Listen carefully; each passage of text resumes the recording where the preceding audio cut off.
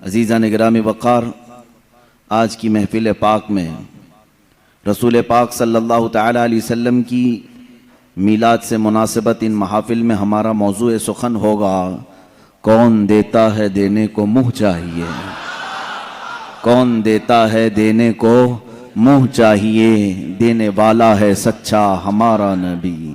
عزیزان گرامی وقار، جود و سخا، فیاضی، عطائی، یہ انسان کی اعلیٰ خصال میں سے ہے، سب سے اعلیٰ اخلاق میں سے ہے۔ بخالت، کنجوسی کا اپوزٹ ہے جود و سخا، جس کو آپ کہیں بڑا سخی آدمی ہے، بڑا غنی آدمی ہے، بڑا فیاض آدمی ہے۔ دنیا کے سارے سخاوت کرنے والوں کو ایک پلے پر رکھیں، وہ رسول پاک صلی اللہ تعالیٰ علیہ وسلم کی سخاوت کے ایک دستے پاک کا مقابلہ نہیں کر سکتے۔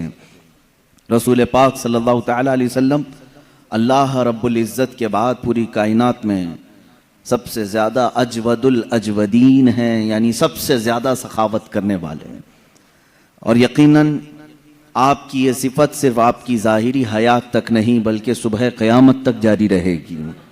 نبی کونین صلی اللہ تعالیٰ علیہ وسلم سخی ہیں، تھے اور قیامت تک رہیں گے۔ رسول پاک صلی اللہ تعالیٰ علیہ وسلم کی طبیعت میں عطا کرنے کا، لوگوں کو بخش دینے کا، بہت ساری چیزیں یوں ہی ہبہ کر دینے والا معاملہ حضور کی زندگی میں کثرت سے دیکھا گیا ہے۔ اسی لیے میں نے اس سے قبل والی گفتگو میں بھی آپ سے کہا تھا، بھری جنت ہبہ کر دیں، نبی مختار کل ہیں، جسے جو چاہیں عطا کر دیں۔ صحابہ کرام رضوان اللہ تعالیٰ علیہ مجمعین نے حضور صلی اللہ تعالیٰ علیہ وسلم کے جود و سخا کو روایت کیا ہے، کتابوں میں لکھا ہے، حدیثیں بیان کی گئی ہیں۔ بخاری شریف کی حدیث ہے، اللہ کے نبی صلی اللہ تعالیٰ علیہ وسلم کے پاس جب کبھی کوئی سائل آتا، کوئی کسی چیز کی حاجت لے کر آتا، رسول پاک صلی اللہ تعالیٰ علیہ وسلم نے کبھی بھی اس کے لیے لا کا لفظ استعمال نہیں فرمایا، جس کا مطلب ہوتا نہیں، یعنی میں تجھے یہ نہیں دے سکتا، ایسا کبھی حضور نے نہیں فرمایا۔ مانگنے والوں نے ہر طرح کی چیزیں مانگی ہوں گی، اور دینے والے رسول نے کبھی نہ نہیں کہا، اور نہ کہنا میرے رسول پاک صلی اللہ تعالیٰ علیہ وسلم کی عادت نہیں۔ حضور اکرم صلی اللہ تعالیٰ علیہ وسلم کے پاس لوگوں کے مانگنے کا جو انداز ہمیں کتابوں میں ملتا ہے، وہ صرف پیسے مانگنے کا اور مال مانگنے کا نہیں۔ ہمارے ہاں دنیا میں ہم اور آپ سخی بنیں گے اگر کن چیزوں میں؟ جو مال ہمارے پاس ہے یہ دے کر کے ہی سخی کہلائیں گے۔ آپ کے پاس پیسے زیادہ تھے، آپ بانٹ رہے ہیں، سخی کہلائیں گے۔ آپ کی سخاوت کے لیے یہاں دنیا میں صرف آپ کے پیسوں کا ہی اثر دکھتا ہے، آپ پیسے کسی کو دے رہے ہیں، یا چلیں اس کی بجائے آپ راشن بانٹ رہے ہیں تو سخی ہو گئے، یا چلیں اس کے علاوہ آپ اپنی جائیداد دے رہے ہیں کسی کو تو سخی ہو گئے۔ اس کے علاوہ کیا دے سکو گے؟ رسول پاک صلی اللہ تعالیٰ علیہ وسلم کے پاس مانگنے والے صرف جائیداد یا صرف مال یا حصی چیزیں نہیں، بلکہ مانگنے والے اپنی بیماریوں کی شفا بھی مانگتے تھے۔ اللہ کے نبی صلی اللہ تعالیٰ علیہ وسلم وہ بھی دے رہے ہیں۔ کسی نے اولاد مانگی، یہ ہمارے اور آپ کے اختیار میں نہیں ہے، لیکن رسول نے اس کے لیے دعا کی، اولاد بھی ملی۔ تو یہ سخاوت دنیا میں ہم میں سے کون کر سکتا ہے؟ کوئی آئے اگر بچہ مانگنے کے لیے، اولاد مانگنے کے لیے، تم یہی کہو گے کہ مال ہے میرے پاس، مال دے دیتا ہوں، اولاد دینا میرا کام نہیں۔ رسول پاک صلی اللہ تعالیٰ علیہ وسلم کے پاس جن لوگوں نے ان چیزوں کا سوال کیا، حضور نے انہیں نہ نہیں کہا، ان کے لیے دعائیں فرمائی۔ کئی ایسے صحابہ ہیں جنہوں نے اپنے ان چیزوں کا سوال کیا ہے جس کا براہ راست اللہ سے تعلق ہے، لیکن رسول کریم صلی اللہ تعالیٰ علیہ وسلم نے نہ نہیں فرمایا۔ یہ اس بات کی دلیل ہے کہ دینے والا حقیقی مالک اللہ ہی ہے، لیکن رسول کے دروازے سے عطا کرتا ہے۔ ایک صحابی، یہ ترمذی شریف کی حدیث ہے، وہ آئے حضور پاک صلی اللہ تعالیٰ علیہ وسلم کی بارگاہ میں، اپنی آنکھوں کا نابینا تھے، آنکھوں کی شکایت لے کر کے آئے۔ حضور اکرم صلی اللہ تعالیٰ علیہ وسلم سے عرض کرنے لگے، میرے آنے جانے میں بڑی دقت ہوتی ہے، میں نمازوں کے لیے آ نہیں سکتا، اور آنکھ میری بینا نہیں ہے جس کی وجہ سے بڑی مشکلیں ہیں۔ حضور پاک صلی اللہ تعالی علیہ وسلم نے انہیں مسجد میں 2 رکعت نماز ادا کرنے کا حکم دیا اور فرمایا جا اللہ رب العزت کی بارگاہ میں یوں عرض کر کہ اے اللہ میں تیرے نبی کے واسطے سے تجھ سے آنکھ مانگ رہا ہوں۔ اس صحابی نے کہا میں نے ایسے ہی کہا جیسے رسول نے فرمایا تھا، مسجد کے دروازے سے باہر نہیں نکلا تھا کہ میری آنکھیں روشن ہو چکی تھیں۔ اب یہ آنکھ دینا بھی اللہ کے حبیب صلی اللہ تعالی علیہ وسلم کے اختیار میں ہے۔ میرے عزیزو، حقیقی عطا کرنے والا مالک اللہ ہی ہے، لیکن رب تبارک و تعالی مسبب الاسباب ہے، پوری کائنات کو اس نے اسباب میں رکھا ہے۔